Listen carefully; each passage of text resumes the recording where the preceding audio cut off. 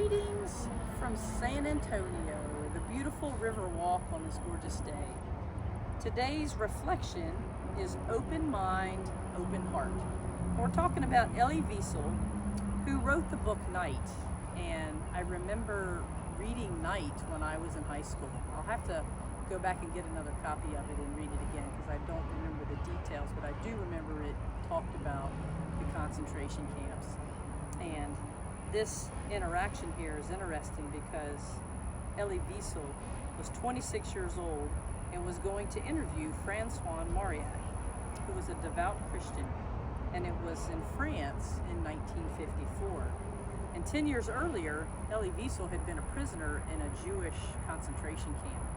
And so he was now out, but he had not become the prize-winning author, Congressional Medal of Honor recipient, Presidential Medal of Honor, or Nobel Peace Prize winner at this point. He was just a 26-year-old coming to interview this guy.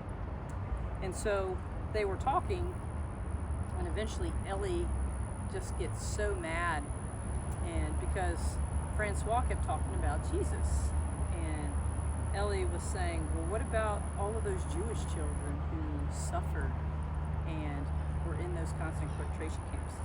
Nobody speaks about them. And so Elie just got mad and he left, and he was gonna go catch the elevator, and Francois came out and said, let's talk, come back in here. And so they did, and it opened up a friendship. And so it made me think, there's so many times today that people become divided because they have different points of view or different interests.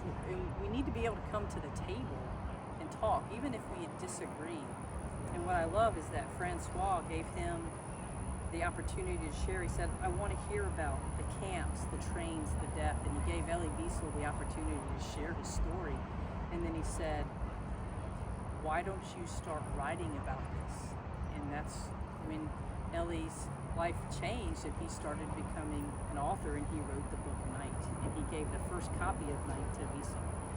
So is there anybody that you need to be slow to boil, not become angry with when they ask a question? And can you guys sit at the table and can you talk and discuss some of the hard things that maybe we're dealing with? And you never know what friendships might come about. And can you be patient with others because God has been patient with you? He works in each of us on his own timeline, and I know sometimes it takes me a little longer to figure out some things, and I'm not very patient with myself, but thankfully the Lord is always patient with us. So open some doors, find some people that you can have some discussions with, and have a blessed day.